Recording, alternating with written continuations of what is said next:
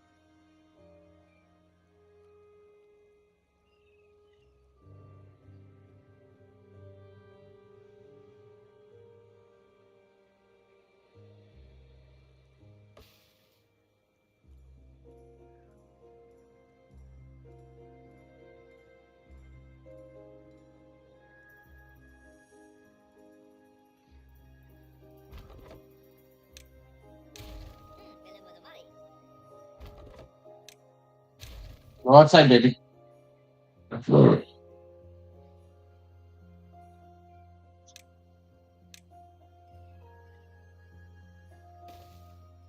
Alright, Christy.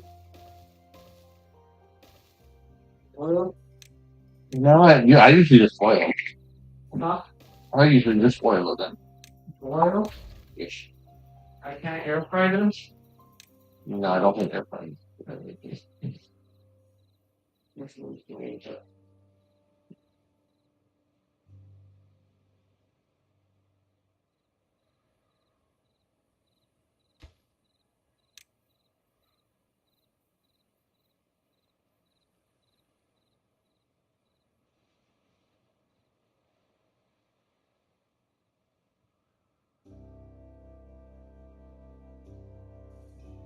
really don't think they're fine for the yeah. It's not fair time for that people. Because we're really okay, baby. Well, it better be the best karaoke you've ever had. Then. What I thought? Karaoke's. The actually had some experience. I have had them before. It's all very charming, Robert. Nope, I had them before.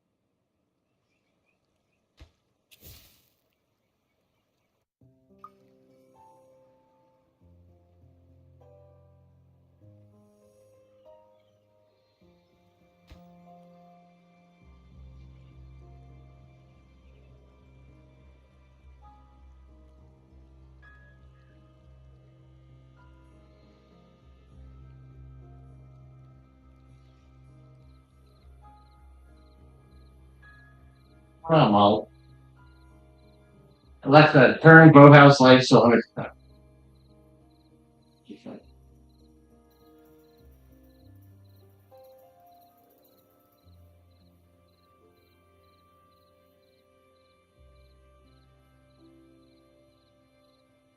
What the dust around that where she's laying her egg, I saw a little sugar ants going up there.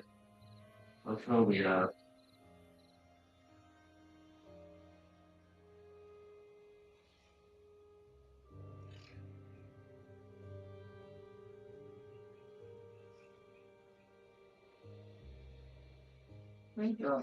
ant side.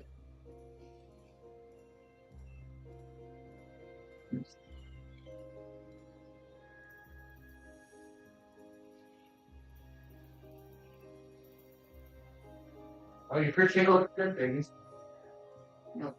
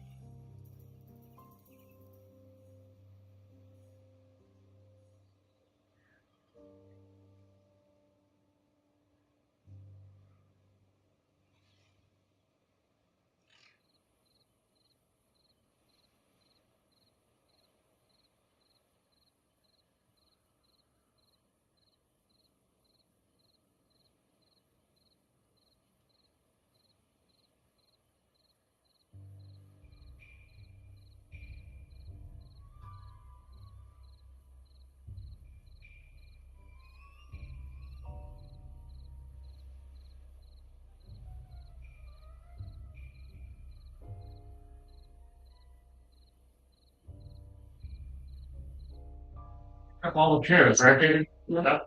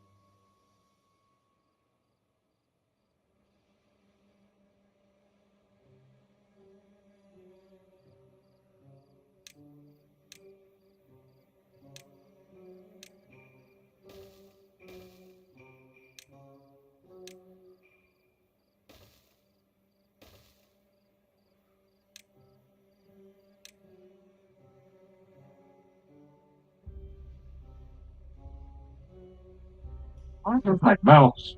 We should have been.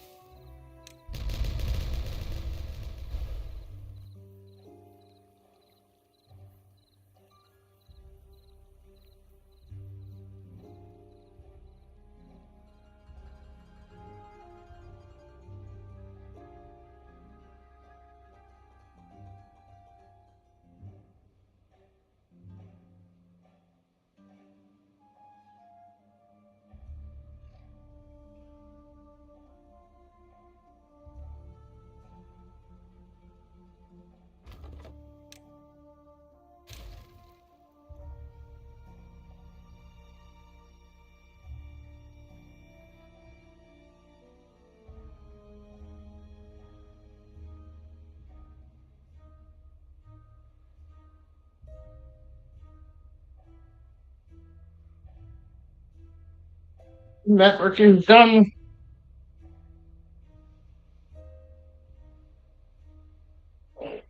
Just wasted money. Another one.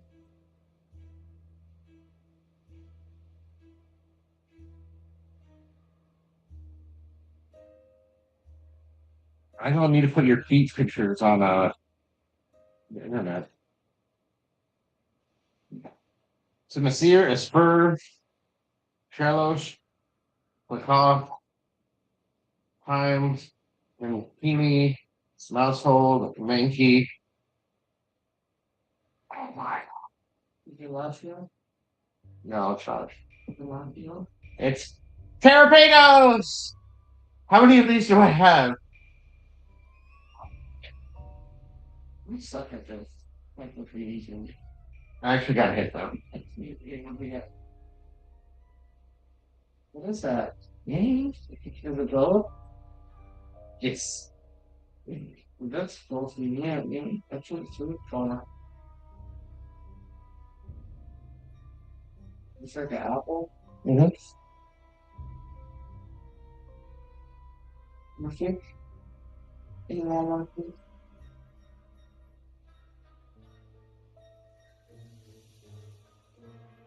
Do you like it? Yes. Finally, I got it. That's why you don't like saying that's the you don't want to get things. What? That's why you want to thinking about what's in that happening. Why? Because you show me you know you didn't really drink for it. He's not really too happy about it and he's kind of happy with all this stuff. You know? Yeah. Didn't find your shit? Nope. Okay. Why not? Because I want to look at it.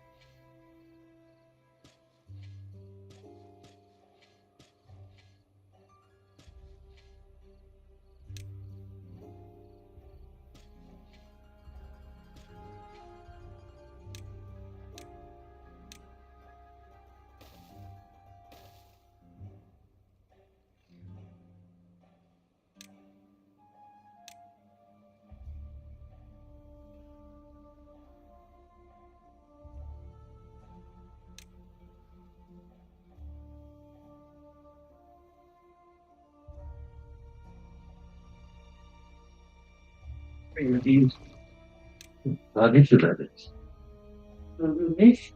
Yeah. Yeah, you're not used to these at all. You can have two voices. Really? Yes. You want your children to see. I'm just joking. No. No, no. You're not going with it. I couldn't handle cheesy babies. Yeah. You know, she doesn't see. She finds that, right? You know, I just want to hit that ass like 3 times a day. Though.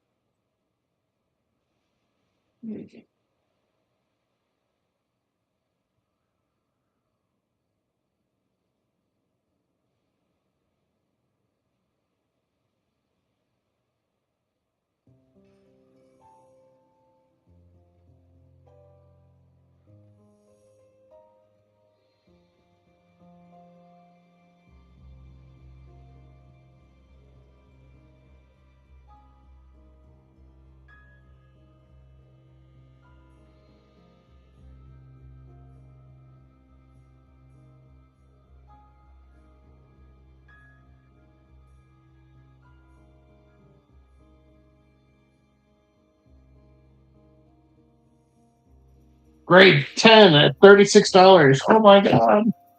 Well, the $2 cup. Sadness. You gotta live on your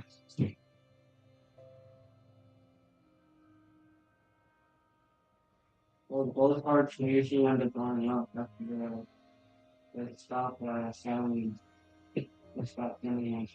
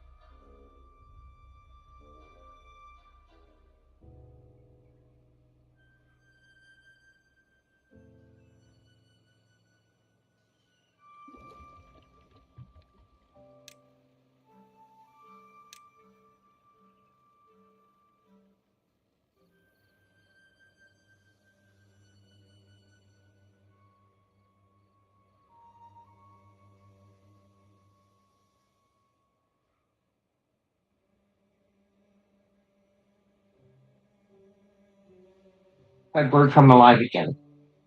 What if I see a few ones? What? I see a few ones. What do you mean? If I don't own that foot. Oh my. You like that punch? And especially with more money. You want that punch again? It'll be another 4 years. Yes. 5 million.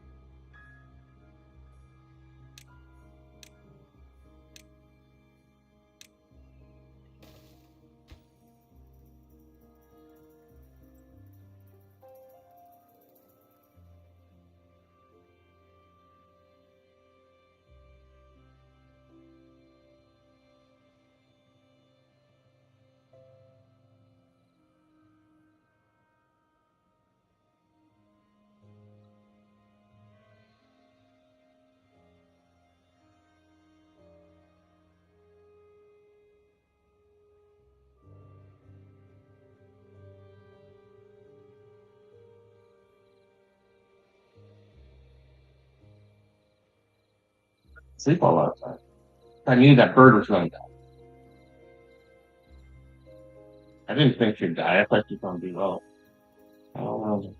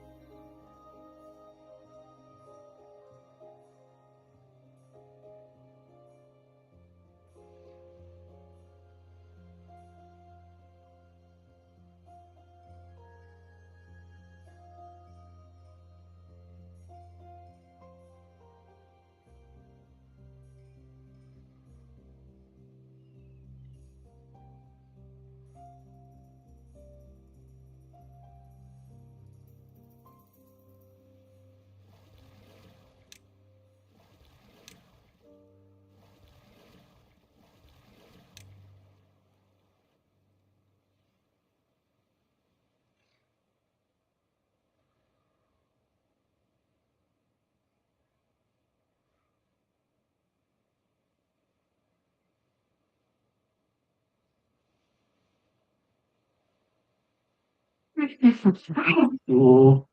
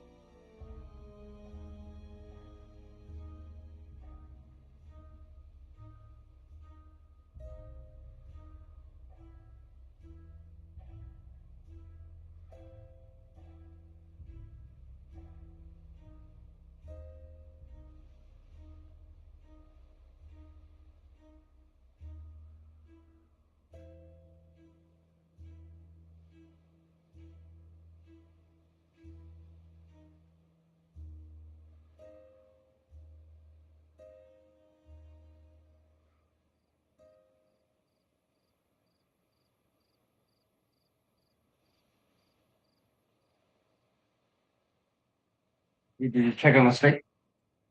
No. I thought you were switching the stick. Okay.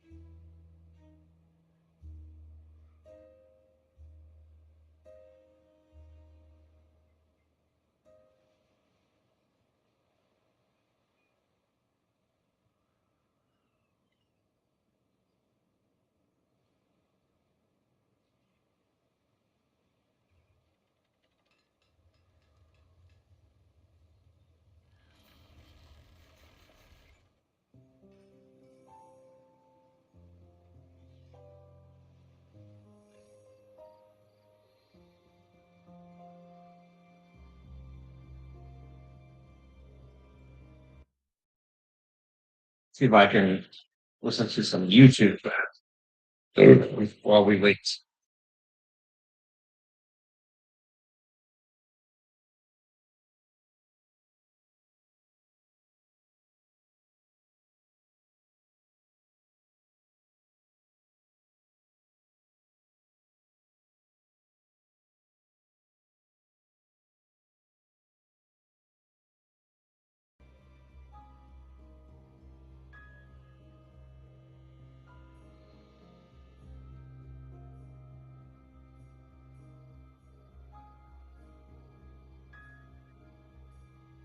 You want to file free? Hit.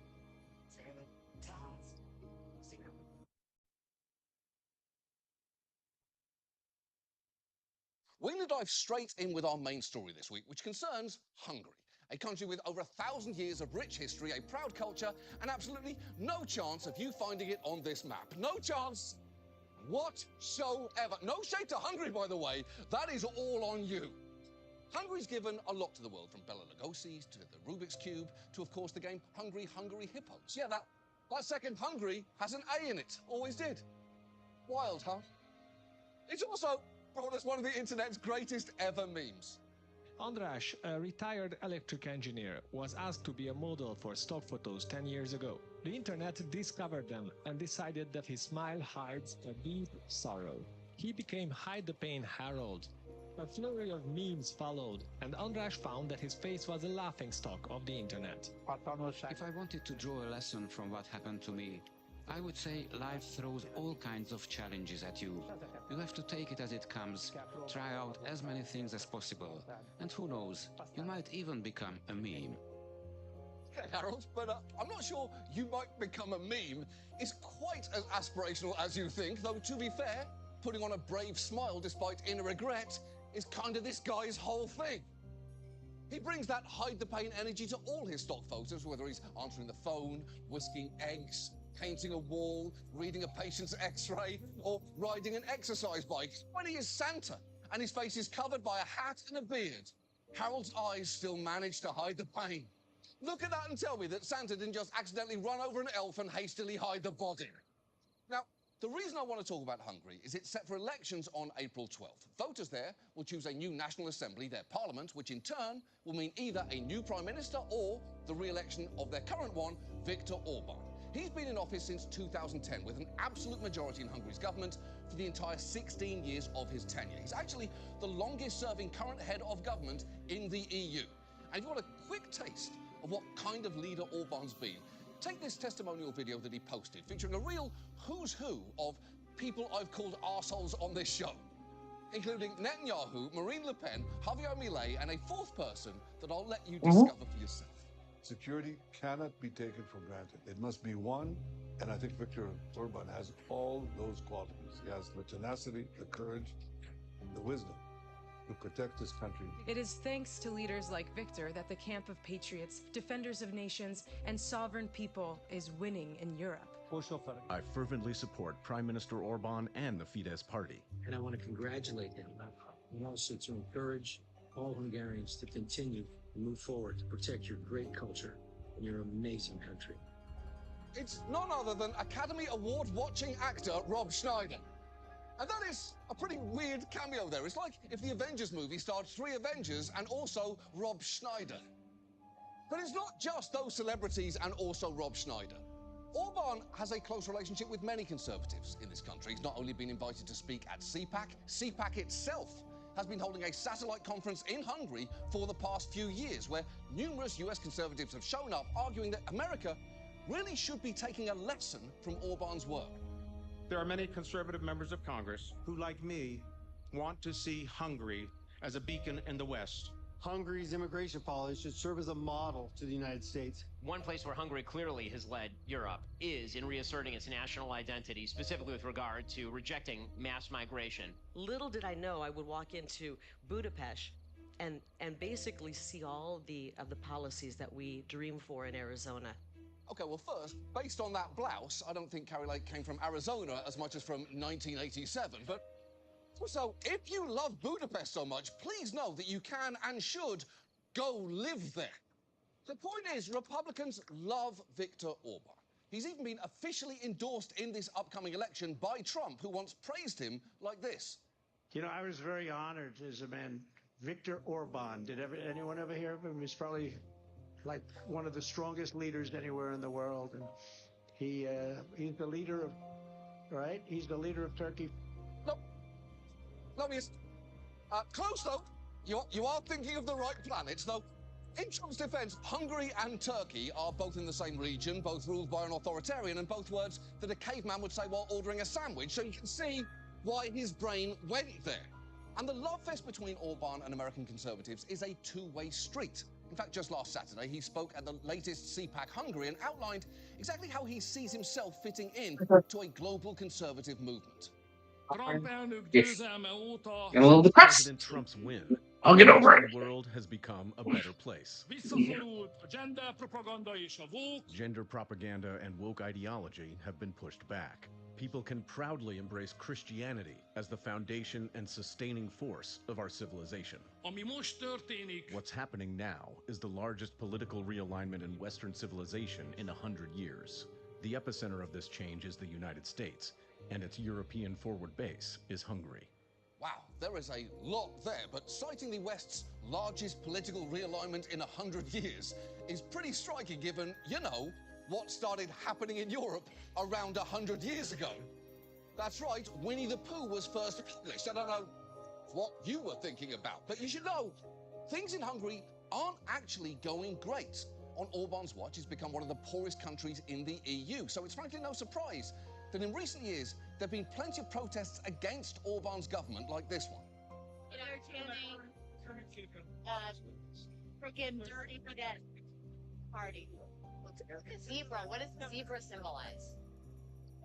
According to the rumors, Orban has an estate in the countryside where zebras were spotted. The sign back there, that's kind of the center of this, says Hungary is a dictatorship. And then I'm being told O1G means Orban is a sperm. Orban is a sperm. Yeah, Orban is a sperm, which I assume is an insult and does just mean that he tastes slightly better when you eat pineapple. Also, that rumor about zebras being spotted is amazing if true, as all the zebras I've ever seen have been striped. Boom! Boom, boom! I got that guy so good. This show is your only source for animal puns and jokes about drinking semen in, frankly, too rapid succession. Orban's Fidesz party has actually been trailing by double digits in most polls ahead of this election, but they may well still win anyway for reasons that we'll get into later. So, given Hungary's election is just around the corner and just how invested in Orban conservatives here clearly are, we thought tonight it might be worth taking a look at Viktor Orban. And let's start with a little history. And I'll skip past the stuff that we all learned in school about Hungary, like how it, say it with me, was part of the Soviet bloc for much of the 20th century, where it operated under a communist dictatorship. Exactly. We're all on the same page, thanks to America's famously thorough and globally curious education system. But when the communist bloc began to crumple, Orban was in the right place at the right time. Here he is in 1989 as a 26-year-old, calling for the withdrawal of Soviet troops and free Hungarian elections. And while I am no fan of Orban's later work, I will admit, he was a late 80s snack. He's like Mel Gibson there. He's got the hair, the intensity, and the looming sense that things will eventually take a dark turn. Now, after the fall of Soviet communism, Orban took part in talks that eventually led to Hungary's democracy. And at the time, he and Fidesz were actually a relatively liberal youth movement. In fact, early on, only people under 35 could even join the party. Just look at one of their early 90s campaign ads.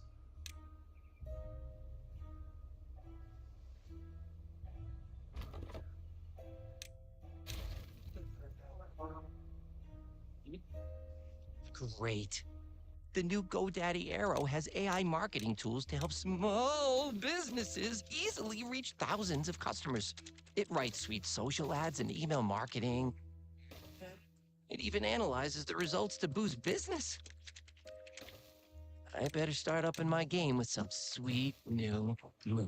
Yes, back in home was so cool, slave like Crisco. But she ain't did it like this, brand new thing. Here, and something different. A blank slate. A new democracy. A new Hungary. Vote for Fidesz. Kirai. And has got everything 90s kids loved. Maps, an orange, dominoes, and a bunch of guys who look like they're running for the president of a college radio station. There was Viktor Orban, Hungarian Anthony Michael Hall, a steakhouse waiter on his smoke break, and of course, Virgin John Mayer. Back then, Fidesz campaigned on adopting Western European economic and political standards and limiting the role of the state and the influence of religion on public life. But after Orban was elected to parliament in 1990, he started moving the party to the right. He eventually became Europe's youngest prime minister in 1998, only to lose after just one term. And in his years out of power, he continued moving to the right, amping up nationalist populist rhetoric and starting to wrap himself in religion. And as he tells it now, he developed a pretty stark philosophy. In order to win, it is not enough to know what you are fighting for. You also have to know how you should fight. My answer is play by your own rules. Now, on the surface, play by your own rules is a pretty banal sentiment. It's the live, laugh, love for people who haven't been divorced yet. But Hungary soon found out what he meant by that in a political sense. Because in 2010, after the global financial crisis and a scandal in Hungary's ruling party, Orban was swept back into power with a two-thirds supermajority and immediately began tampering with the rules to make sure he never lost again. As he put it, we have to win once, but then win big. Essentially meaning if he ever gained power, he'd use it to fortify his position indefinitely. And we only have to win once is one of the more ominous things to hear from a leader. It's right up there along with, trust me, you're gonna love the Kool-Aid. Open the gates, Papa, gotta get a closer look at that big old horse. And no smoking, what is this, a blimp for dorks? Pass me my lighter. Sure enough, once back in power, Orban moved swiftly to solidify control. In his first year in office, his government rushed through hundreds of new laws and ushered through a brand new constitution that was drafted behind closed doors and debated in Parliament for only 9 days. There were also big changes to Hungary's election system, including gerrymandering maps to stack the odds heavily in Orban's favour. As a result, in 2014, his party won 45% of the vote, but 91% of the districts. In fact, thanks to that and other tweaks, independent observers have deemed Hungarian elections since then free but not fair, which is an interesting combination. You are free to vote for anyone you want, whether it's Orban or whoever inevitably loses to him. And while changes like those could theoretically have faced legal challenges, Orban's also co-opted Hungary's court system, packing it with loyalists and passing a constitutional amendment that removed the court's power to evaluate any new constitutional amendments. And when you take all of that together, as this scholar points out, it was basically a coup, but a very 21st century one. We tend to think of a coup, right, as happening with tanks in the streets, and the military takeover and the announcement on radio that, all civil liberties have died. That's not what autocracy looks like anymore. You don't get phalanxes of tanks. You get phalanxes of lawyers. That is chilling, because if there is one thing that is scarier than a tank, it is a lawyer. Believe me. We have a bunch of them for this show, and they are constantly yelling things like, John, you can't do this, or John, you can't show that, or John, you can't say with no evidence that Millie Bobby Brown helped plan the 9/11 attacks. That's defamation, and we will get sued. So reluctantly, I don't say it, though I will say she hasn't denied it. We admittedly haven't asked, but her silence says something. But it's not just Orban's control of government. Part of the way he's won over the Hungarian public is through his control of the media. After returning to power, his government created a new agency to impose heavy fines for coverage that it considered unbalanced or offensive, as well as founding a new state media organisation called MTVA, overseeing all public media across TV, radio, and the No, internet. not really. Can you give me a knife and fork, baby? Explain just how much editorial control Orban has. Every single thing connected to domestic politics is restricted. I mean, you can't write anything bad about the government. For example, if something is politically sensitive, I get instructions. In some cases, I have the whole ready-made article, so I don't need to do anything, no editing, just Control-C, copy and paste the whole article, really. It's unimaginable, to be honest. Okay, so I've got the cable here. It's coming out of the window. I'm just going to go ahead and walk on over to the transfer switch inlet. It's going to be a little hard to do this with one hand, but we're going to get these prongs aligned. Guys, if you're running a generator at night during an outage, there's 3 things that you have to... Yeah, those conditions clearly aren't ideal for a news outlet. There is a reason they typically don't give out the Pulitzer for Excellence in Control V. A study of one public TV nightly news show found that over 6 months there wasn't a single instance of governing party politicians appearing on screen in a negative light. Literally 0 seconds of negative coverage, which just should not be possible. Politicians attract negative coverage about everything they do, whether it's about their offensive fashion faux pas or their court-ordered liability for sexual abuse, to pick 2 equivalent examples. And Orban's reach goes well beyond state media, as his allies bought up tons of private independent outlets and then centralised many of them under a single foundation. According to the investigative journalism outlet Atlazzo, since 2010, allies of the Prime Minister have been buying up numerous Hungarian media outlets. Men like former Hollywood producer Andy Viner and old-school friend Lawrence Meserosh are among a group of 14 Orban allies who've collectively bought 11 radio stations, 20 television channels, and close to 500 online and print organizations. Wow, a far-right leader's friends and allies just buying up all the media outlets in the country and turning them into conservative sycophants? Can you imagine that? I sure can't. That's definitely not something I've had recurring nightmares about for the past month. And the result of all this has been Orban's party currently controls roughly 80% of the media market. And this level of influence over laws, courts, elections, and the media has allowed Orban to reshape Hungary virtually unchecked. On the international level, that's meant being a constant thorn in the EU side, especially when it comes to dealing with Russia. Orban's consistently had the friendliest ties to the Kremlin in the European Union. In fact, he's long weaponized Hungary's veto power at the EU to block Russia-related sanctions, tie up financial aid to Ukraine, and repeatedly stall urgent EU decisions. And it says something that even a decade ago, this is how the then President of the European Commission greeted Orban at a summit. The dictator is talking. Dictator? It's pretty good. It's pretty good. And while I do not condone violence, there are a few scenarios where I think it's fine to slap someone. When you're trying to revive them, when you are Cher and you really need Nick Cage to snap out of it. Not even that bad. Whenever you have the chance to hit an authoritarian in the face. Like a dry brick. Domestically, Orban's reshaped Hungary into what's basically a theme park of reactionary talk. Love you, baby. He's railed against Europe becoming a mixed-race society and opposes allowing asylum seekers into Hungary despite EU and international laws. During the migrant and refugee crisis a decade ago, Hungary was accused of unlawful detention and violence against asylum seekers, and he made a big show back then of being openly hostile toward them, even going so far as to build an electrified border fence, which inevitably got this rave review from Tucker Carlson. Hungary began building the fence in June of 2015. By September, it was done. Well, they're serious about their border. No, it's not a high-tech border wall. It's a double fence with a road in the middle.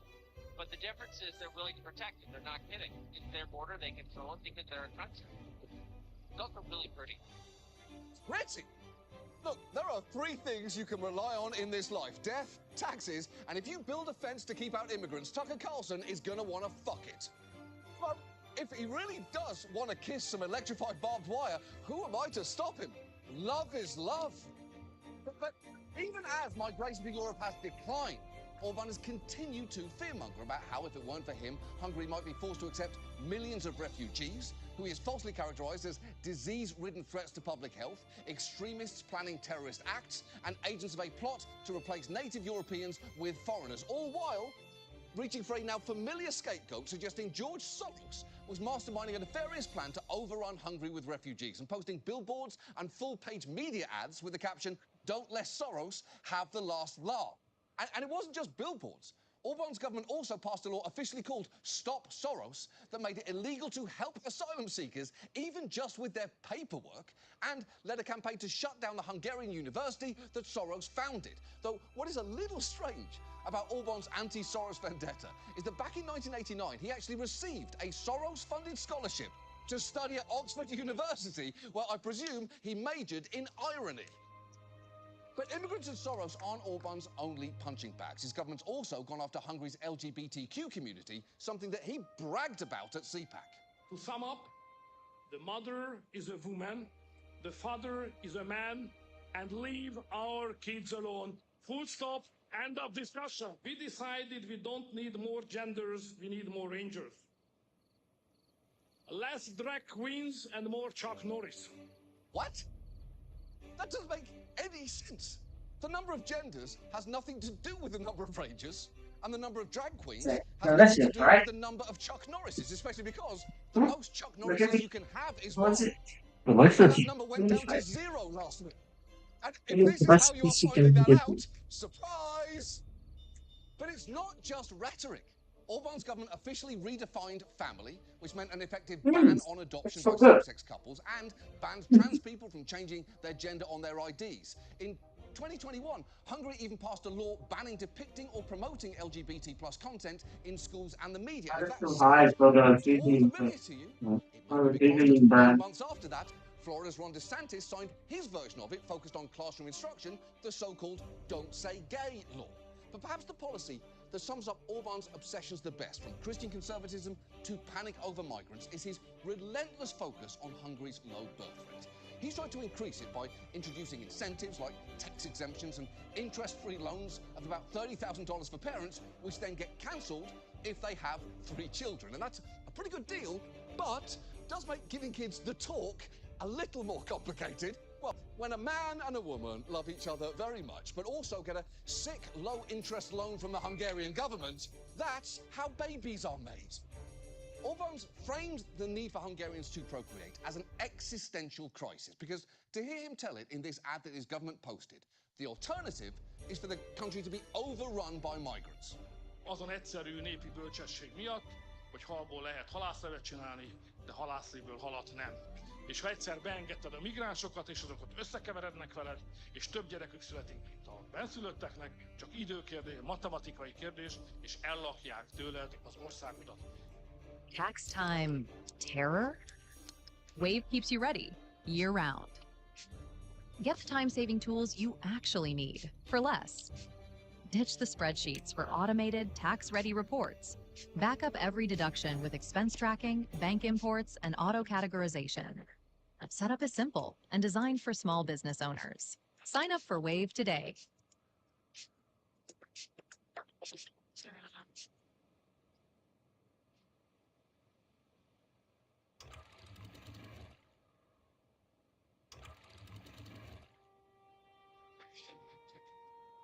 At Lone Star Candle Supply, we're your partner in every creation. Our customer service team is here to help, ready to assist with whatever you need. We carefully pull your order, ensuring every item is handled with care. Then we pack it securely so your items arrive ready to use. We ship all over the US, its territories, and Canada. And orders placed by noon ship out the same day. So it's in your hands right when you need it.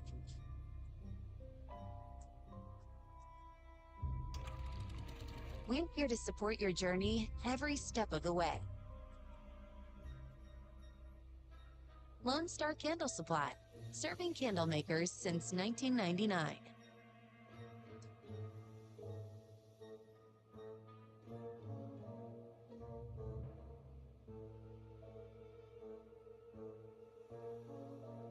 Obviously, that's yet more great replacement fear-mongering, but as for you can make fish soup from fish, but you can't make fish from fish soup, is that folk wisdom, or is that just how soup works?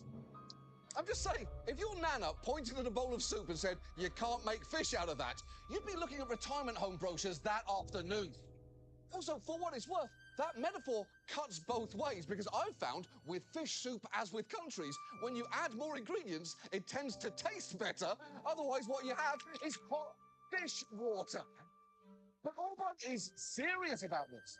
He spent about 5% of Hungary's GDP on programs incentivizing families to have kids, but it hasn't worked. Hungary's fertility rate recently dipped to the lowest in a decade, and their population is still shrinking. And that might be because people just don't feel optimistic about raising kids in Orban's Hungary, a place where 2/3 of the citizens describe the national education system as bad, or where even the Conservative Heritage Foundation has put its government at the bottom of the EU in its rankings of government integrity. And that is the thing about Viktor Orban.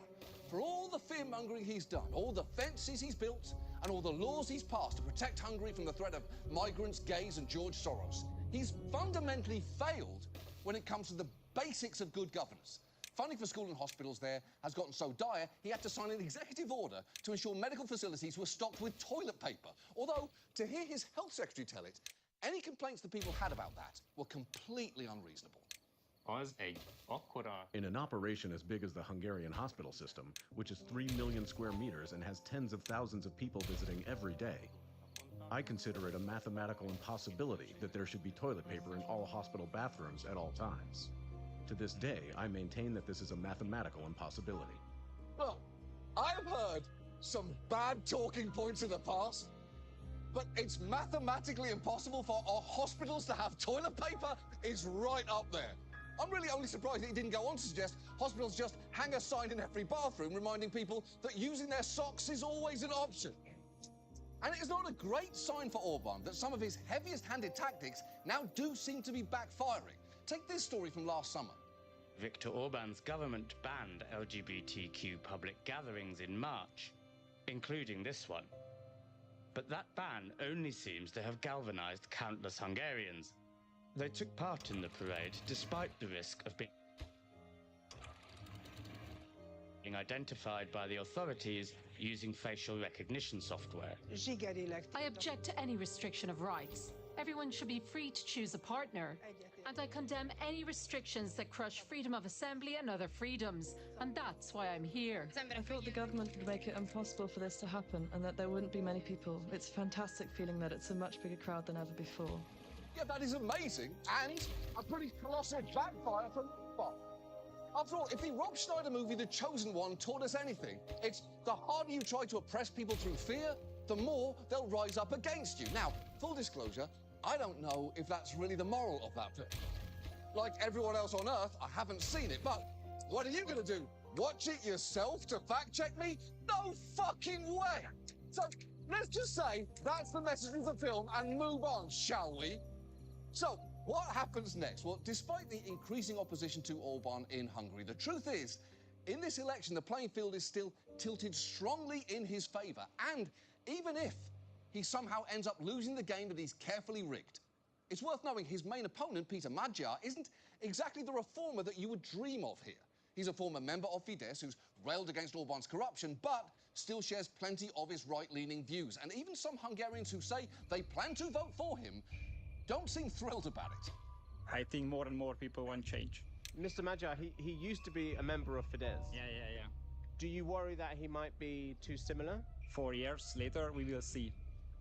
To be honest, if there would be a good left-wing party, I would vote for them. But there is not, so I will vote for Magyar Peter. So he's not completely on your level when it comes to everything? It's not my taste, exactly. Yeah, he's clearly not thrilled about voting for Magyar, but he's willing to push that discomfort down and put on a happy face anyway. If only there were a Hungarian meme to capture that sentiment perfectly, I guess we'll never know. But the thing is, regardless of what happens on April 12th, Orban's stranglehold on power should be alarming for us here in the States, because he has clearly been an inspiration to American conservatives, to the point that J.D. Vance is apparently planning to visit Hungary to show support for Orban ahead of their election. And that is because for them, Orban is not a cautionary tale, he is a blueprint. To put it another way, if Orban is a sperm, think of Trump as the baby, the sperm. In fact, you know what, forget that, it's a disgusting image. Let's reset and try again. Look, it's not just me sounding the alarm here. People like this Hungarian politician have been trying to warn us for a while. You must be familiar with the fact that there are many U.S. conservatives coming here to learn from Orban's style of governance. Why do you think that is? I don't know why that is, but I know that it's dangerous.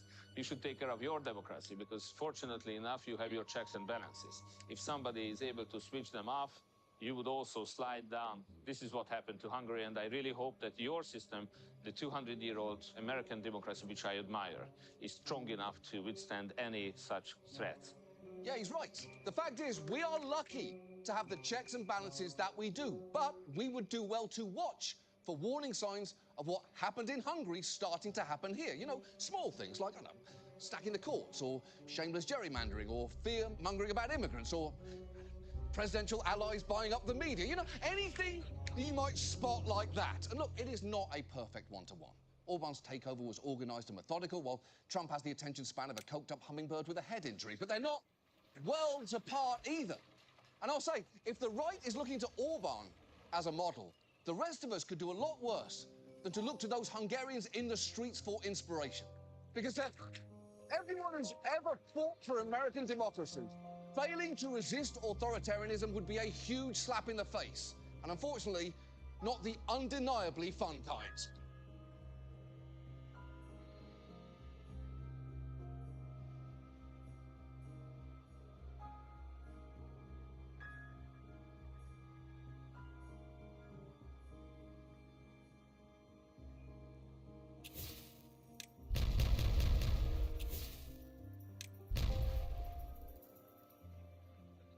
So before things reach that point, it feels like tonight, it may be worth looking at J.D. Vance, what he stands for, and who he might be without Donald Trump. And I'll skip over his early life because it's been well chronicled in his best-selling memoir, Hillbilly Elegy, voted 2016's #1 Christmas gift by, oh fuck, Emergency Airport Purchases Magazine. If you haven't read it, long story short, he was raised in Ohio by a mother who battled an opioid addiction and his loudmouth grandmother before a stint in the military in Iraq and attending Yale Law School. If you want to know more, you can read the book or just watch the movie adaptation featuring this scene where his grandmother catches Vance smoking weed and decides to raise him herself. Oh, I don't give a rat fart what you're smoking, kid. If you think you're hiding it, honey, you're dumb as a bag of hair. Heck up. For what? What are you doing? I'm taking you. Where? To live with me. And if you got a problem with that, you can talk to the barrel of my gun. Listen. This is a pro-Glenn Close show. Always has been, always will be. That being said, no, I do not like what I'm seeing there. The only good thing, and I mean the only good thing, that came out of that film is the fact that when Glenn Close was nominated for Best Supporting Actress and attended the Academy Awards, I like them boiled she was better. approached by Lil Rel for a music trivia game, and this happened. You're not a dude, but go ahead, turn it on. Oh, that's okay. Let me see the that's it. Unique. That's what he does. He does That it. was 8-time Oscar nominee Glenn Close doing debut on camera. So Hillbilly Elegy was a terrible film, but let's not say it didn't give us anything. Anyway, Vance's book hit stores during Trump's first run for the White House, making him a hot commodity for news Man, Jujutsu Kaisen is on explain fire. the Cool. of the white working class. You know that, right? You're missing out on so much. You don't understand it. It has the best storyline of any anime. Really having a negative effect, especially on the white working class, right? Because I think a lot of these That's pretty much why everybody watches it. but what it's doing is it's giving people an excuse to point the finger at someone else. It's point the finger at Mexican immigrants or Chinese trade or the Democratic elites or whatever else. And sometimes these villains are legitimate. I think it's totally fair to say that the policy elites of the Democratic What are you doing tomorrow, Party are baby? totally concerned about the white working class. You need But at with the a good same team. time, fundamentally what's going on and what Donald Trump has done is change the focus of the white working class from Can't feel need you let them eat my gear. constructive politics to politics of pointing the finger. Mommy, Watching you that your dog. You know how feels she weird is. for a number of reasons. You're First, your dog. I never thought I'd long for I'm just J.D. saying, Vance's you buy me some more opinions, but it jerky turns out tomorrow. the thing none of So us you want me needed to go to from him was Sam's and more get sodas face. and shit? Without a beard, I don't know. he looks like Radio Sure. Shack's assistant store manager of the year in That's my 1998. cousin gave me this card Looks with like those he played $5 Cartman and in a all that live-action shit. South Ooh. Park movie, but Remember when all the kids were here and they strange to opened see such that a box? nuanced tone To put a from a little guy who's card since in it? become He such gave a it to me, troll. remember? Plus, finding Never old gonna have videos fun of your about dog it. eating with a fork and a Like knife. some What stuff. the fuck? Yeah, I Yesterday, heard I you watched you before. take a shit and then eat it mouth first. But I How mean, on he earth is did we the one get who from against this to sit there that? too small. And while that may sound like a fairly even-handed critique, since then, Vance has clearly picked a side between blaming the elites of the Democratic Party and finger-pointing Republicans. And some of that may have to do with his mentor, Peter Thiel, the co-founder of PayPal and Palantir, and a man who looks like he got stuck trying to animorph between Mark Zuckerberg and Elon Musk. Vance has said of Thiel that if there's something interesting going on and I want to bounce ideas off of a very fascinating and knowledgeable person, I'll give him a call, which is worrying given Thiel holds some troubling views. In 2009, he wrote that he no longer believed that freedom and democracy were compatible, and more recently called the quest for diversity very evil, as well as giving multiple lectures around the idea that critics of technology or AI are legionnaires of the Antichrist. Thiel is a huge influence on Vance, who's attributed pretty much his entire career to Thiel's mentorship. They met when Thiel spoke at Yale, when Vance was a student, and Thiel later wound up hiring him and eventually investing in his venture capital firm. He then backed Vance's 2022 Senate campaign with, at that point, the largest amount given to a single candidate in congressional history. That campaign, by the way, gave us this political ad with a truly iconic opening line, written by Vance himself, that somehow gets worse from there. Are you a racist? You hate Yes. Mexicans? The media calls us racist for wanting to build Trump's wall. They censor us, but it doesn't change the truth. Joe Biden's open border is killing Ohioans, with more illegal drugs and more Democrat voters pouring into this country. This issue is personal. Look at I my nearly lost my mother shinies. to the poison coming across our border. No child should grow up an orphan. I'm JD Vance, and I approve this message because whatever they call us, we will put America first. That whole ad has a terrible vibe, and I don't think anything could fix it. Not even the fact that you could sing the beginning to the opening of Bohemian Rhapsody, and it scans perfectly. Are you a racist? Do you hate Mexicans? Two questions, by the way. He never ends up answering them.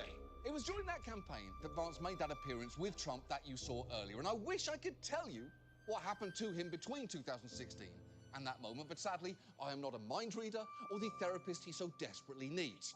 Vance will claim it's because he believed Trump turned out to be a great president in his first term. Others might say he's a power-hungry ladder climber who saw that the MAGA right was the only way up. But I'd argue his shift was both opportunistic and genuine, because Vance has seemed to have journeyed farther and farther into some pretty far-right thought. Chris Rufo, the conservative activist, has jokingly described Vance's evolution as taking him from the pages of National Review to the fever swamp of right-wing Twitter. And Vance himself has said he's plugged into a lot of weird right-wing subcultures, which isn't something you want to hear from your Tinder date, let alone the fucking vice president.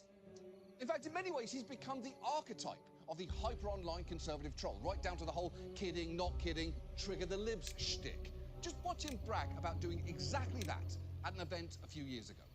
I got myself into a little hot water last week because I made what seemed to me a plainly obvious observation. This is where you're hiding your Alex feet part. Jones, the InfoWars guy. This is where you're hiding your feet part. What are you talking about? Calm down. Gal. Let's get rid of him. Some No. people said, well, JD, you're just trolling. Well, yeah, of course I was just trolling. But that doesn't mean what I said is in any way untrue. Okay, so with all due respect, which to be perfectly clear is not, saying that Alex $1 billion in defamation damages Jones is a better source of information than Rachel Maddow is just laughable. The man's entire brand was called InfoWars. Also, calling Rachel Maddow the MSNBC gal is off base for so many reasons, including that she does not remotely give off the breezy energy that you associate with that word. Julia Roberts, that's a gal.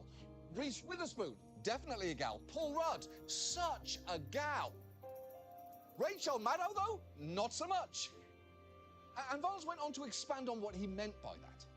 Ladies and gentlemen, the most important truths often come from people who are crazy 60% of the time, but they're right 40% of the time. I'm very close friends with Peter Thiel. I think Peter Thiel is one of the most important sources of non-conventional truth in our society. Peter Thiel believes some things that are considered crazy by opinion makers. We have to get away from this weird tension that we feel in our chest when somebody says, this person believes something crazy, therefore you must announce them. Believing crazy things is not the mark of whether somebody should be rejected.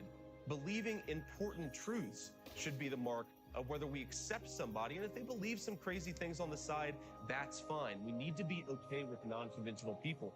Okay, so here's the thing. We generally are okay with non-conventional people. I'd argue some of our best people are non-conventional. Cyndi Lauper, Lady Gaga, Barbara Streisand. She cloned her dog and has a tiny mall in the basement of her house. But if Babs came out and said Sandy Hook was staged, you'd be justified in retiring your DVD copy of Yentl. And look, in some ways, that is a very convenient argument for hanging out with odious people. Relax. You want me to I don't do? agree with everything they say, just the important facts. But it's worth knowing just how closely Give me aligned some these are. good jerky, Pretty like extreme flavorful things. He's jerky, close friends with the conservative some right wing sodas, Trump, maybe get the saying crab he's trap from Craigslist. LGBT activism is the tip of the spear at our throats in the culture war. Vance also wrote a glowing blurb for a book co-written by the far-right activist I don't know, who baby. promoted the Pizzagate hoax, a book, by the way, called Unhuman. And then do the On Excel the sheet. to it says undo civilization What's that? itself. He's also expressed admiration for Curtis Yarvin, a Money. self-proclaimed neo-reactionary, who's not only said things like we should put the church blacks in Oh, charge of the I ghetto, technola. he's also argued for a policy he calls Better rage, not. retire all government Ah. employees to seize and consolidate power. That thought clearly made its way into Vance's head and then straight back out of his mouth during this interview. There's this guy Curtis Yarvin who's written. Then if you really love me, you'll go to the corner store and get me a tall Michelob Ultra. Just one. Piece of advice: fire every single mid-level bureaucrat, every civil servant in the administrative state. I do so. Replace them with our people, and when the courts, because you will get taken to court, and then when the courts stop you, stand before the country like Andrew Jackson did and say the Chief Justice has made his ruling, now let him enforce it. Yeah, not ideal, and while many people do erroneously think Andrew Jackson said that as part of the run-up, incidentally, to the Trail of Tears, there's no evidence that he did. And if we're going to completely make up Andrew Jackson quotes, how about this one? The Chief Justice has made his ruling, now let him enforce it. Also, I really hope in the future my fans are cool. If my historical legacy is two fish-lipped weirdbeards broing out about me on a podcast, do me a favour, dig me up and kill me again. And it's worth noting that in Vance's vast amount of time online, he's ended up promoting some flagrantly racist bullshit. It tends to get forgotten, but Trump's whole "they're eating the dogs, they're eating the cats" meltdown in the presidential debate came after Vance elevated a false rumour that Haitian immigrants in Springfield, Ohio were eating people's pets. And after it all blew up and it became clear that the whole thing was total nonsense, Vance doubled down in a pretty revealing way. When you have a lot of people saying my pets are being abducted or geese at the city pond are being abducted and slaughtered right in front of us, this is crazy stuff. And again, whether those exact numbers turn out to be mostly true, somewhat true, or the case may be, this town has been ravaged by 20,000 migrants coming in. Healthcare costs are up. Housing costs are up. I need that piece. Like HIV and TB How do you even get on the floor? in this small Ohio town. This is what Kamala Harris's border policies have done. And I think it's interesting, Caitlin, that the media didn't care about the carnage wrought by these policies until we turned it into a meme about cats. Okay, first, just a quick shout out to this look on Caitlin Collins' face. Because her eyes are saying what we are all thinking there, which is this guy for fucking real right now? Second, you didn't turn it into a meme about cats. You shared misinformation that turned a whole town upside down. And it wasn't even the fun kind of misinformation, like when that same summer, everyone got convinced J.D. Vance had fucked a couch, a theory that went so viral, it led to us calling Vance's team and asking, has the senator ever had sex with a couch? To which, by the way, they hung up on us. We then emailed them the same question, as well as asking, what about sex with a latex glove stuck between two couch cushions? Has Senator Vance ever had sex with any other furniture or household items? And anything else you'd like to add at this time? And they still haven't responded to us, which isn't exactly a resounding no, is it?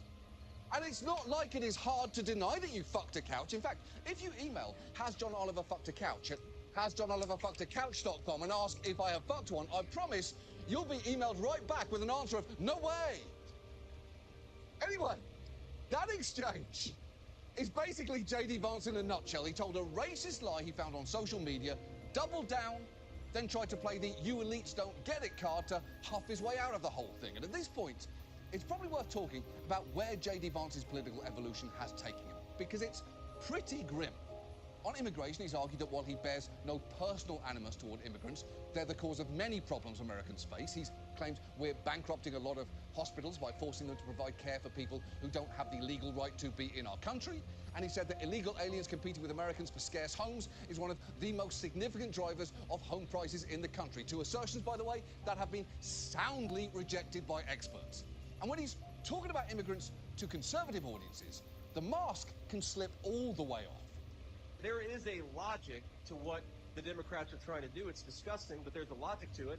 They want illegal aliens to steal everybody's job, and now they want illegal aliens to steal everybody's vote. It is totally reasonable and acceptable for American citizens to look at their next door neighbors and say, I want to live next to people who I have something in common with.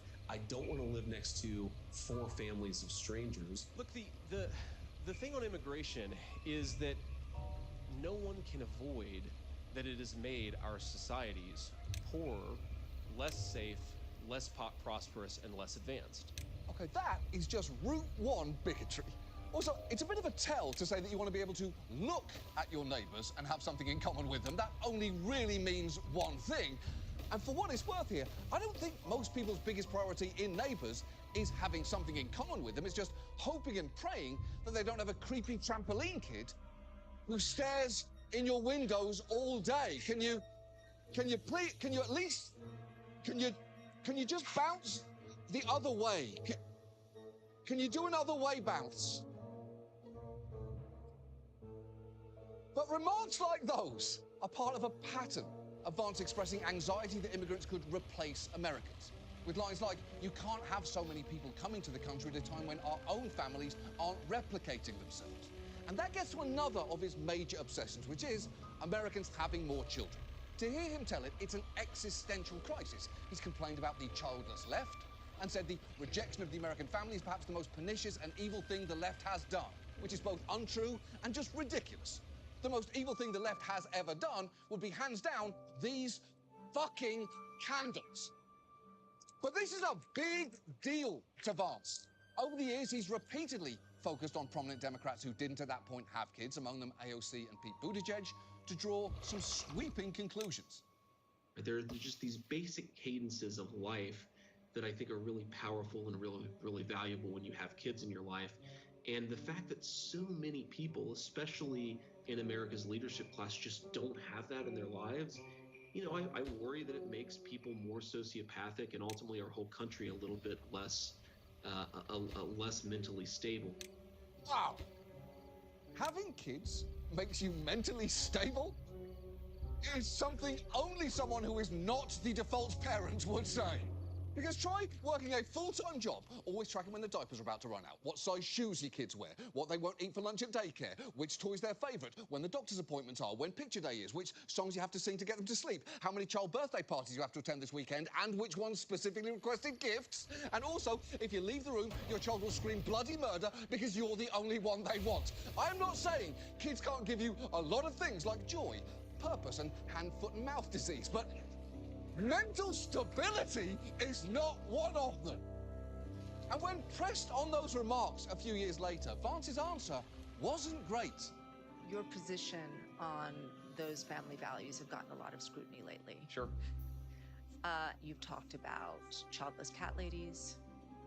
You've called childless people sociopathic, psychotic, deranged.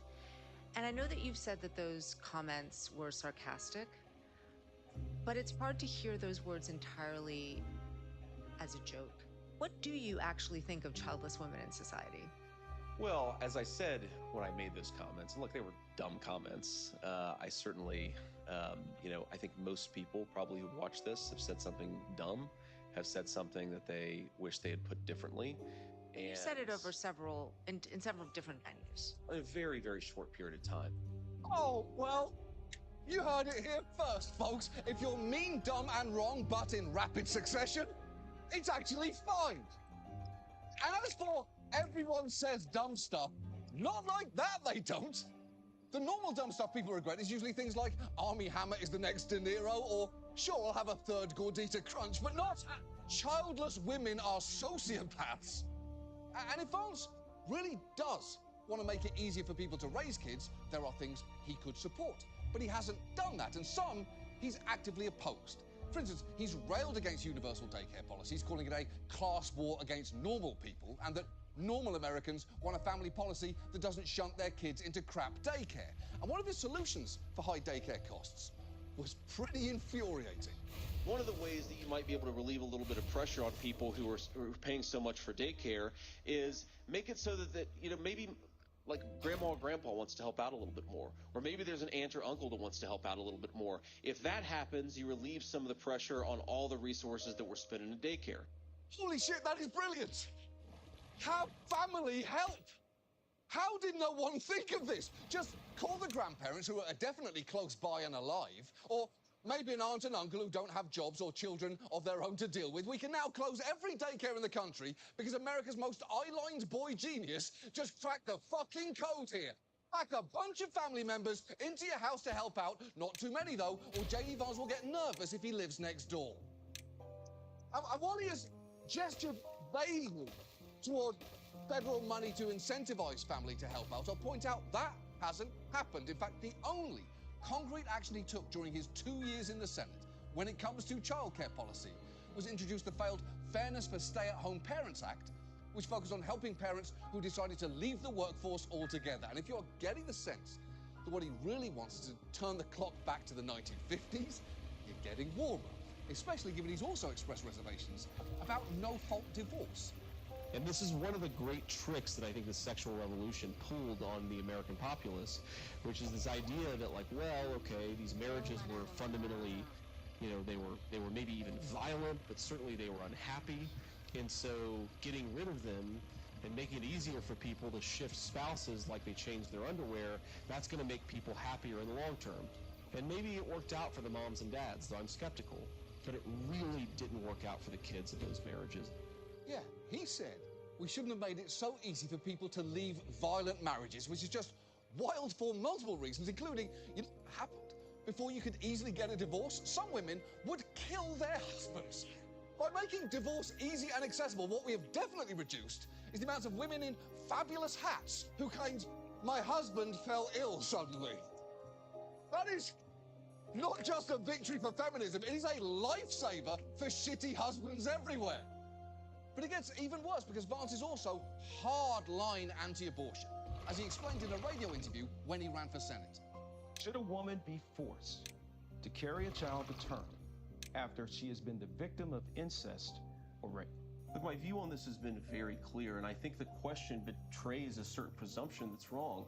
It's not whether a woman should be forced to bring a child to term, it's whether a child should be allowed to live, even though the circumstances of that child's birth are somehow inconvenient or a problem to the society. The question really, to me, is about the baby.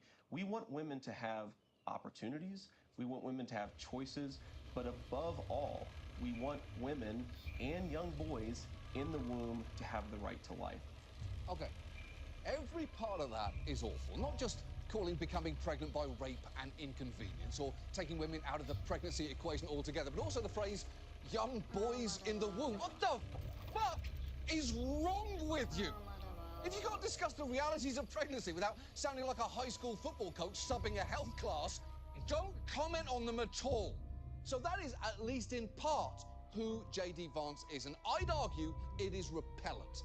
But the dangerous thing is, he's proven himself able to hide the worst parts of himself at moments when the most people are watching him. Take the VP debate, where for 90 minutes, he managed to come off as measured, reasonable, and compassionate. Several times during that debate, Tim Walz actually said, I agree with you. And once it was over, many analysts seemed surprised by what they'd just seen. Let's face it, Vance looked very reasonable. He looked rational. He seemed at many moments to be reasonable. Yeah. And that was clearly a change in tone. I was getting texts from Democrats, panicked, quite frankly, who were saying, wow, he's really moderating himself on a lot of these issues. He's the most likable he has ever been. Yeah, it's true, even though, for what it's worth, it's not like that is the highest bar to clear, is it? It's basically saying the Mucinex mascot is more fuckable than ever. That's not saying as much as it frankly should. The point here is, when the next election rolls around, if he can put that act back on when everyone is looking, we may be in trouble. All of which is why it is so important to remember who J.D. Vance actually is, because he'll present himself as an anti-elitist man of the people. But much of his career has been bankrolled by tech billionaires. He'll go to bat for Alex Jones, arguing we should show grace to those who are 40% right, but he'll happily co-sign on childless people being sociopaths and the left being unhumans. He'll offer empathy and understanding when it comes to non-conventional thinkers, but has no problem deriding immigrants as a net negative on society, and it's not hard to see what the difference between those two groups are. The point is, I know Vance is easy to write off as a charismaless arsehole, but scratch even 1 inch under the surface, peel back the beard, and you'll find something far worse: his batshit views and his bare fucking face. Oh, and one last thing. J.D. Vance also stuck his dick in between the cushions of a sofa and thrust himself back and forth until climax.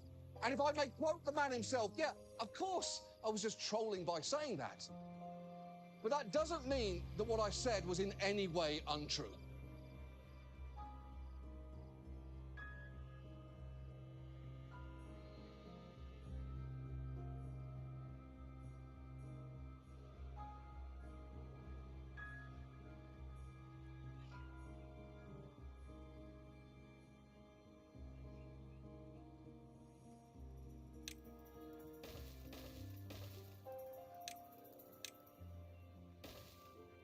We're going to dive in with our main story this week concerning something Donald Trump absolutely hates, and even more than finding makeup that'll match his complexion.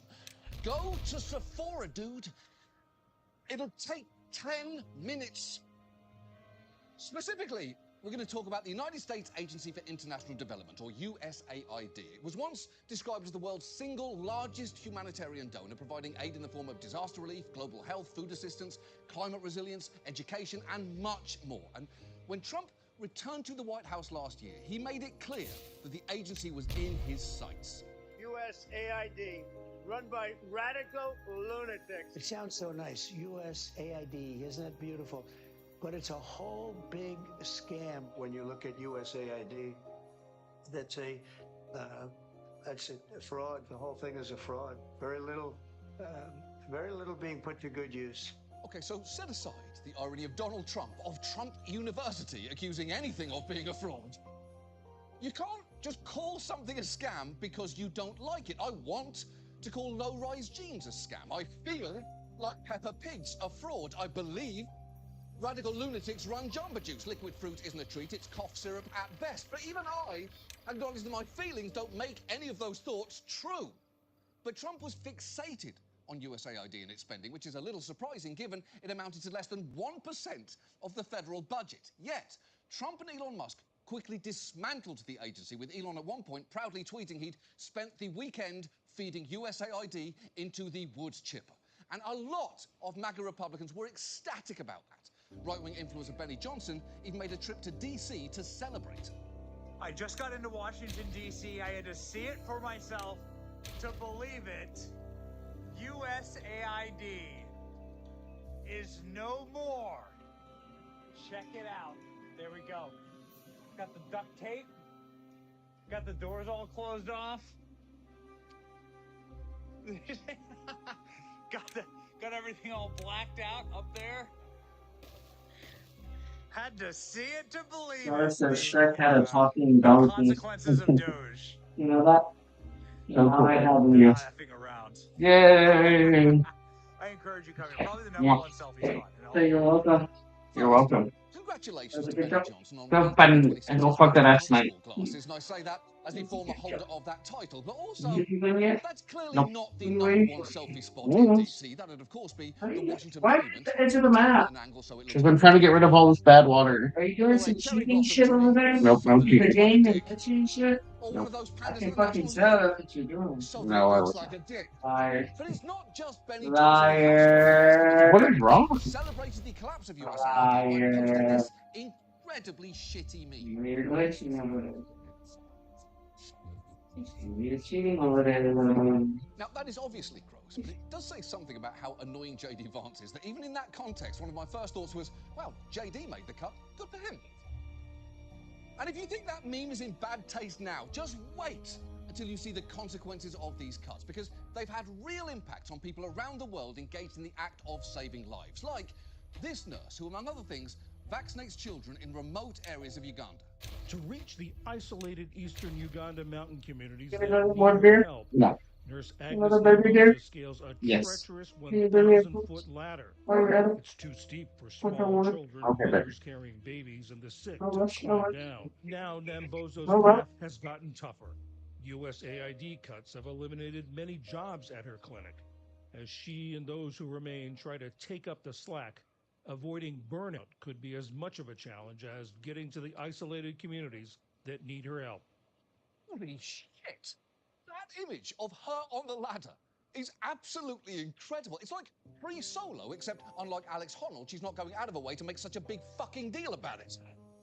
So the point is, they took what appears to be the hardest job on Earth and somehow made it even harder. And that is just the beginning of the consequences here, because these cuts are estimated to have led to hundreds of thousands of deaths last year alone. So given all that, tonight, we thought we'd take a look at USAID, specifically what we've lost, why it happened, and who is responsible. And let's start with the fact that USAID was created in 1961 by JFK for both humanitarian reasons and also to increase US soft power abroad. And since then, it's come to take a leading role in everything from fighting disease to disaster assistance. In fact, when there were devastating earthquakes in Turkey and Syria just 3 years ago, the agency sent a response team that at one point comprised more than 200 people, many of whom assisted with search and rescue efforts like this. With signs of a survivor, the USAID team calls in reinforcements, and then we witness the impossible. Turkish rescue workers managed to recover a living victim. This is extraordinary. You can see what looks like a middle-aged man being pulled out of this wreckage. Okay, that is obviously incredible, but was it completely necessary to describe him as what looks like a middle-aged man? Was that pertinent? I'm just saying, I hope he's right about that guy's age, because if it turns out he's actually 19, the last thing he needs is some reporter calling him old. Hey, my hair is white from the dust of the building I've been stuck under for days, you arsehole! It's frankly no wonder that thanks to scenes like that, USAID has enjoyed broad bipartisan support. In fact, when the agency turned 60, Lindsey Graham sent this video message. Happy anniversary to all my friends at USAID. You've made a big difference in the world. You're a force for good. Created a great impression for our country, and you changed lives. I've been a big champion for a long time. Enjoy this anniversary, and when it comes to USAID, the best is yet to come. Well, that's nice, isn't it? And I'm sure it motivated employees back then beyond belief. Imagine suddenly getting a message from the man who succeeded Strom Thurmond, speaking with all the enthusiasm of someone who just got paid $6.50 on Cameo. But it wasn't just Lindsey Graham. Marco Rubio was also a huge supporter, praising the agency's work on at least 24 occasions over more than a decade. In fact, when he was named Secretary of State, many USAID employees were hopeful, thinking he'd help to protect them. But that is not what has happened, because this administration quickly brought USAID to its knees. By February 1st of last year, its website had been taken down. By February 7th, almost all its 10,000 employees were placed on leave. And by mid-March, after a supposed 6-week review, 83% of USAID programs had been terminated. And in a sign of just how thoroughly the agency had been destroyed, when there was a massive earthquake in Myanmar last March, instead of getting hundreds of US rescuers, this is what happened. Aid workers say help from the United States, at least, is nowhere to be found. No American rescue teams, no visible U.S. presence in Mandalay, no American flags on the food trucks. The United States only sent a paltry amount of assistance. It sent only 3 workers, which then subsequently were fired. It's true. We sent 3 workers and then fired them while they were there. And not only is that not enough people to send to an earthquake, for what it's worth, it is exactly the wrong number of people to send on any trip, even under the best circumstances.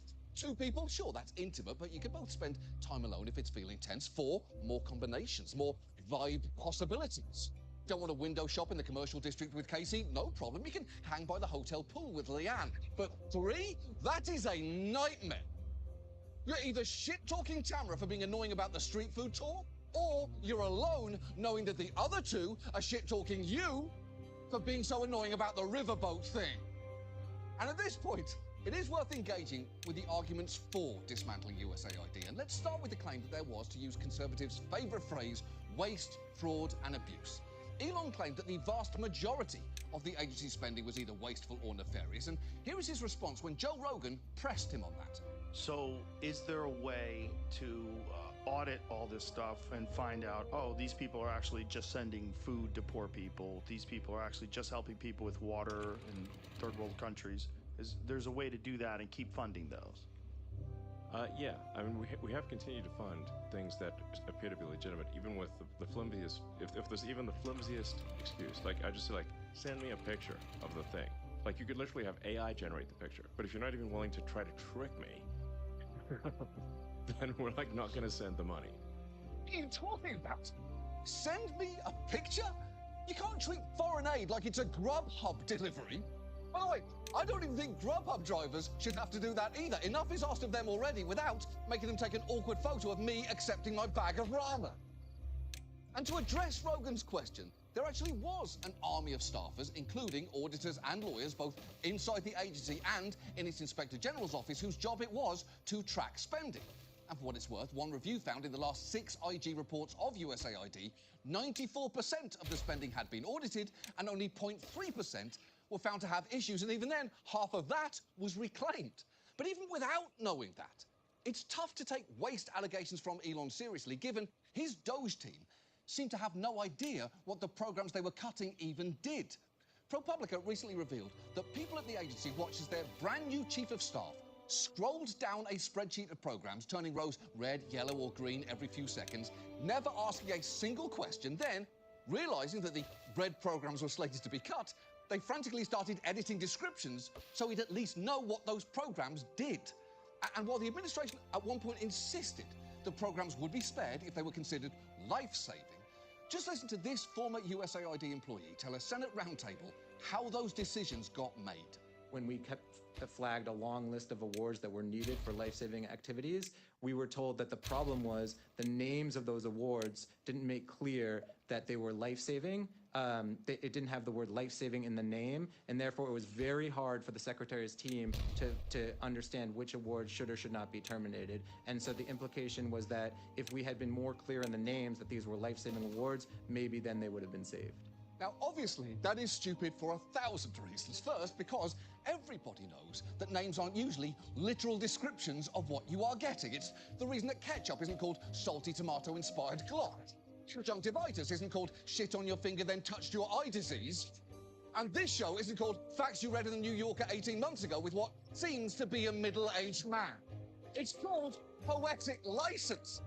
And it is notable that for all the talk of fraud, even Jeremy Lewin, a Doge guy who eventually served as deputy administrator and COO of the agency and who often personally decided which programs should be axed, later admitted his team didn't find much. You know, people talk about fraud, right? Doge didn't find that much fraud at USAID. It's sort of a definitional question. What is fraud? In the sense of, well, you know, maybe I defrauded you. The grant says I do X and I do Y, right? That's a very narrow conception of fraud. But is it a fraud to say you have this organization that, you know, the New York Times has painted as feeding all sorts of, you know, poor and destitute people around the world, but in fact a significant portion of the money is going to pay $400,000 salaries at UC Berkeley to do climate and sort of race science research, right? Is that a fraud on the American people? I mean, I would say it kind of is. Okay, so radicalized young Sheldon there is basically answering, did Doge find fraud, with, it's a definitional question, which isn't a great look. If you ask a detective, did you find the killer? And he says, it depends how you define the words killer and find. It would be safe to say the Tulsa Strangler is still definitely at large. As for his claim there about salaries for race science research projects, we tried to find out what the fuck he was talking about, and we couldn't. We even asked him and the State Department for more information about it, and they didn't provide any. But if the very phrase race science set off alarm bells, you should know people who knew Lewin in high school said he had a history of violent outbursts and racist remarks, and that he believed non-white people were inherently of lower value than white people, which seems like a whole lot of words for racist, and I don't think that's a definitional issue. Now, before Lewin got that job at USAID, his position was held by a different member of the Trump administration called Pete Morocco. He actually worked there during Trump's first term too and attempted to delay or halt dozens of programs, but ultimately wasn't successful, which is why when he came back last year, One former official said, what we're seeing right now is Pete's Revenge Tour. And for the record, Pete's Revenge Tour sounds like a band composed entirely of former middle school football coaches who got fired because kids kept getting heat stroke, and all of whom were at the Capitol on January 6th. And I only say that because Morocco did apparently storm the Capitol on January 6th. With his wife, by the way. Couple goals. But the thing is, as eager as this administration has been to eradicate any funding it claimed was going to woke causes and singling out small individual expenditures for ridicule, it still doesn't explain wholly dismantling this agency. Because traditionally, administrations have been free to make sure foreign aid reflects their values, whatever those values are. Just listen to the man who ran USAID under George W. Bush explain that to Congress. When the Democrats took over, they moved the agency to the left. I moved it to the right. The Obama people actually said I was very right-wing. I was the most right-wing administrator in the history of the agency, and yet the career people followed what I wanted to do in the agency. We put heavy emphasis on economic growth. I believe in economic growth. I believe in the private sector. I believe in free markets. That's what AID does. The notion that AID is some kind of a Marxist institution is absolutely ridiculous, okay? Exactly. Think of USAID like the cha-cha slide. You can slide it to the left, you can slide it to the right, and the next administration can then take it back now, y'all. Even during Trump's first term, he didn't take USAID apart. He just shifted its focus by deprioritizing areas like maternal health and family planning while increasing funding for emergency responses and digital infrastructure, all of which raises the question, what changed this time to make them want to put the agency through a wood chipper? Well, I'm afraid the answer to that is incredibly dumb, because many observers think it has something to do with this guy, Mike Benz, a far-right conservative activist. Elon's fixation on USAID appears to date to late 2024, when Benz appeared on Joe Rogan's podcast and shit all over the agency. Elon then retweeted, replied to, or mentioned Benz over 160 times in the next year, sharing things like USAID was a viper's nest of radical left Marxists who hate America, and USAID is a criminal organization. Even that wood chipper tweet was in reply to Mike Benz. And it's worth taking a minute to explain who Mike Benz is. He worked a few jobs during Trump's first term, including a brief stint at the State Department, and he is, to put it mildly, a chronically online lunatic. Among the things he's posted are this portrait of Trump made out of charcuterie, and this AI slot video where he farts in former FBI Director Chris Wray's mouth. He also once posted about the jeans he got for his birthday, and you're thinking, well, hold on, that doesn't seem so bad to me. I'll point out, these were the jeans. That's right, he got 9/11 jeans for his birthday. You can apparently buy those jeans online for $180, and the reason I know that is, oh, fuck you, how little do you think of me? But it gets worse, because Benz apparently used to be a content creator who went by Frame Game and pushed a variety of far-right narratives, including the Great Replacement theory, and made montages urging white viewers to unite under the banner of race. And he is fixated on the notion that USAID is basically a front. Here is how he put it to Rogan in that interview that got Elon's attention. There's no aid in USAID, by the way. That your brain is being tricked when you see the phrase USAID. It's not an aid organization. The aid in USAID stands for U.S. Agency for International Development. Yeah, it's an acronym, Mike. It's an acronym. We all know how those work. You haven't exactly blown Roswell open there. But that's just the beginning. Benz has also said, when it's too dirty for the CIA, you give it to USAID, which for the record is obviously not the case. We all know when a job is too dirty for the CIA, you arm Afghan mujahideen and train them in cell warfare with the stated goal of beating back Soviet influence in the region, and then coincidentally, they team up with Osama bin Laden, who will later carry out the very attack Mike Benz is so obsessed with, he got birthday denim merch. And look, that is not to say there aren't small grains of truth underneath all of Benz's bullshit. Look, USAID was not perfect, as one of its former heads of global health wrote. It sometimes fostered dependency, it could be inefficient, too much of its funding went to international institutions rather than local ones, and yes, its history does include episodes in which aid was bent to American military and political aims, including an incident in 2010 when it created a social networking service in Cuba designed to kindle opposition to the government. And I do not like the fact that the agency did that. In general, I like my regime changes the way I like my produce, locally sourced. But let's not pretend instances like that were anything other than a tiny portion of what USAID did. Also, as the people of Venezuela and Iran can attest, when the US wants regime change nowadays, it tends to do so pretty fucking directly. So it's not like any of those criticisms justify getting rid of the agency entirely. But to hear Benz tell it, USAID is basically the root of all this world's problems. USAID is one of the most disturbing organizations in the entire federal government. It may rank number one, in fact. Many people think they live in the world they think they live in, but in some respects, it's a carefully constructed Truman Show made up of movie characters around them, produced by USAID. And what I mean by that is USAID has infected the institutional architecture of every aspect of American society and world society. Wow. The whole world has been Truman Showed by USAID. It's not something you expect to hear someone say on TV. At best, it's something you expect to hear them muttering on a city bus. Yeah, they've infected the institutional architecture. You know what? I think I'm going to get off here. I know we're halfway across a bridge, but I'm pretty sure that this is my stop. It's frankly no wonder Benz took a victory lap when USAID was gutted, posting this image of himself celebrating at its grave. And at this point, you should probably see some of the damage that's been done, because it is vast.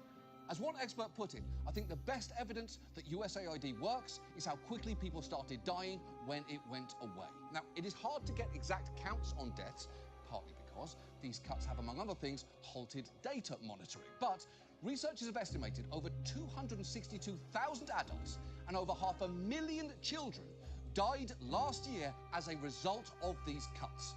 Though I do have to tell you, Marco Rubio strongly denies claims like those.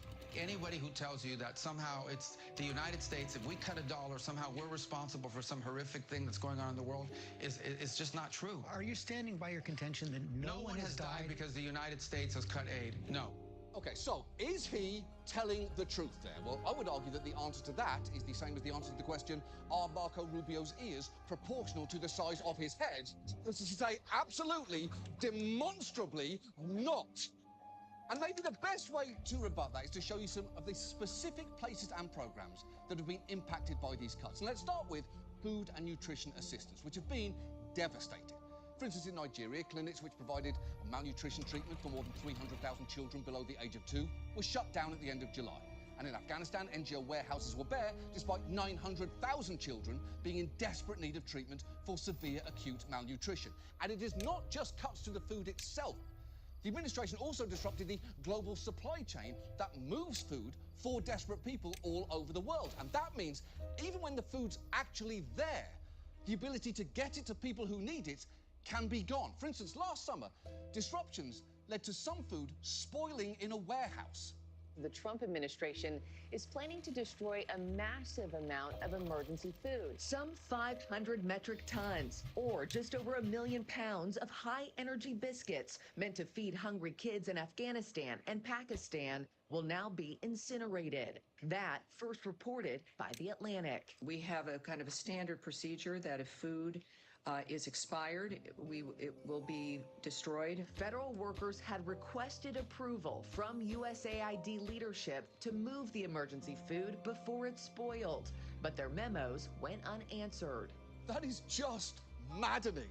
Especially not even answering the memos. Leaving someone on red is always unforgivable, but especially when the text is, hey, shorty, 1 million pounds of high-energy biscuits about to expire. You up? And scenes like that are playing out all over the world. At one refugee camp in Kenya that had relied on USAID funding, reporters found mothers who'd had to choose which of their kids to feed, and pregnant women who were so desperate for calories that they ate mud. But it's not just food assistance that's been cut. It's estimated more than 2,000 health clinics have closed in crisis zones around the world. Here is what happened at just one Before, the NGO Action Against Hunger ran this center here, providing life-saving medical assistance. But it closed down in February, along with 7 others in the area, when USAID stopped funding the organization. Within just over a month, 29 children in the district died of malnutrition and illness. We've never had such a high death rate. It was catastrophic. These are deaths that we could have avoided if funding had been maintained and we continued our activities. Yeah, it's appalling. And it makes it even worse when you remember House Republicans literally celebrated these cuts with this shit.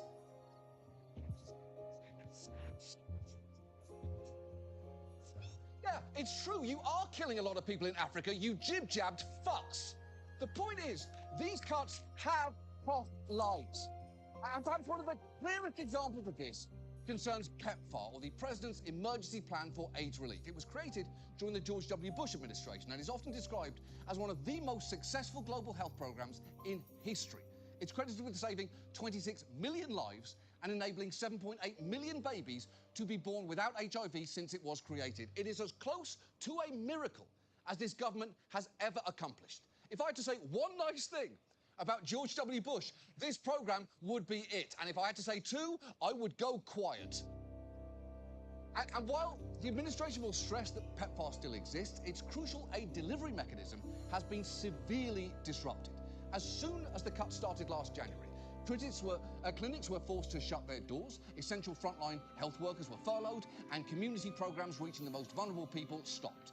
And while PEPFAR was granted a limited waiver to implement urgent life-saving HIV treatment services, a lot got left out of that waiver. Because while, for instance, it allowed the prevention medication PrEP for pregnant and breastfeeding women, it didn't include it for anyone else, including those who were already on it.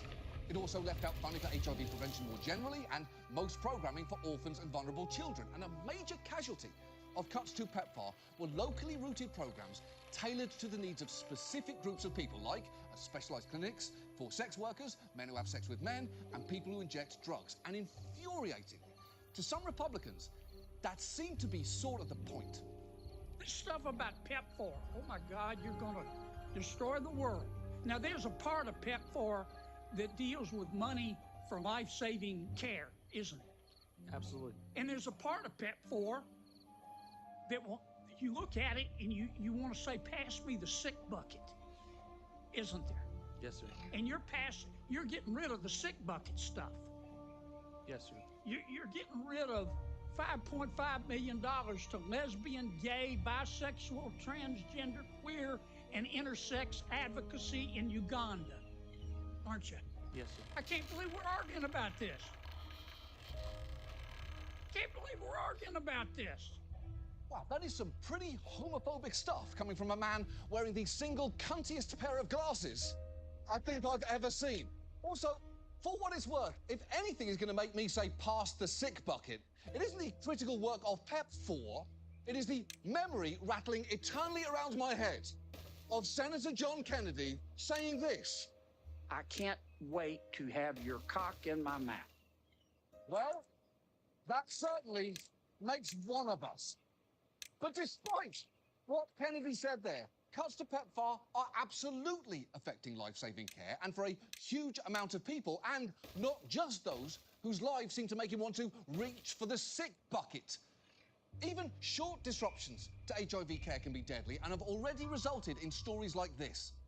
The cutoff of the medication of the HIV has really, affected us so much. The 8 HIV-positive orphans he cared for used to get their medicine from the local hospital for free. After the cuts, he was told he'd have to pay, and because he couldn't afford to do so, the orphanage ran out. Without this medication, 14-year-old Migande Andrew quickly fell ill. He got weaker and weaker every day and, lost his life in the process. The community he loved gathering to say their goodbyes, burying him on February 21st. That photo is absolutely gutting. And since Elon seems to genuinely want pictures of what USAID does around the world to somehow prove to him that it's worthwhile, I hope a day of that fucking ghoul's life does not go by without someone sending him that photo. And you know, he cannot claim he didn't know the value of USAID's work, especially when it comes to HIV, Marco Rubio. Because back in 2015, while running for president, he said this. Foreign aid can make a difference when properly used. And if you ever have a chance, travel to the African continent. And you will meet people who are alive today because the American taxpayer funded antiviral HIV medications and kept them alive. It will not be easy to radicalize people who are alive because the American taxpayer saved their lives and the lives of their children. That's a really good point, Marco. And that is clearly a very different Rubio back then, one who seemed to have political aspirations beyond disassociating on a couch while J.D. Vance yells at Zelensky like a kid stuck at a sleepover while his friend's parents fight. And incredibly, I'm still only scratching the surface here. There are programs concerning treatment and prevention of cholera and neglected tropical diseases, clean water and climate resiliency, and many, many others that have also been butchered. But there is one more area I think is worth mentioning, and that is education. Because without funding for that, there are children around the world who no longer have a safe place to learn. And while these stories may not be captured when you hear about the numbers of deaths, that does not mean the impacts aren't horrific. Just look at this massive refugee camp in Bangladesh, populated by Rohingya refugees from Myanmar. The US slashed its funding by nearly half. And just one of the consequences is that many kids no longer have a school to attend and have been forced into dire circumstances. There's been a sharp rise in girls being forced into prostitution, and UNICEF has estimated that cases of child marriage rose by 21% compared to the same period the year prior. And without school to attend, young boys like this one were suddenly forced to go to work. 10-year-old Mohammed Arfan spends all day selling snacks, missing the classroom where he once felt safe. I returned home crying, and my family asked, "Why are you crying?" "The school has been closed. I'm crying because of that. I will no longer be able to study in the school. That is why I was crying." Arfan worries about being targeted by kidnappers or thieves while at work, but he has no other option. Yeah, it's awful. And honestly, I would not be at all surprised if Benny Johnson travelled there to post a thrilled video where he says that kid's snack stand is the best selfie spot in all of southeastern Bangladesh. But if he does that, I'm warning you now, I'm taking down the electrical grid. Look, what this administration has done is beyond cruel. I haven't shown you anywhere close to the worst footage we had to watch putting this story together. And after seeing and reading about all of this, it is actually stomach-churning to think about coffin memes or gravestone Instagram posts or overjoyed selfie videos, because you have to be an absolute ashtray of a person to cheer this kind of thing on. Now, I should say, the Trump administration has announced a new approach called the America First Global Health Strategy. It's supposed to restart some forms of health-related foreign aid, though no other kinds and only in some countries, with the central idea being that they want local governments to take more agency over foreign aid. And honestly, I genuinely hope it works. But we have very little in the way of specifics, and it's going to be difficult to implement given Let me stop the stream.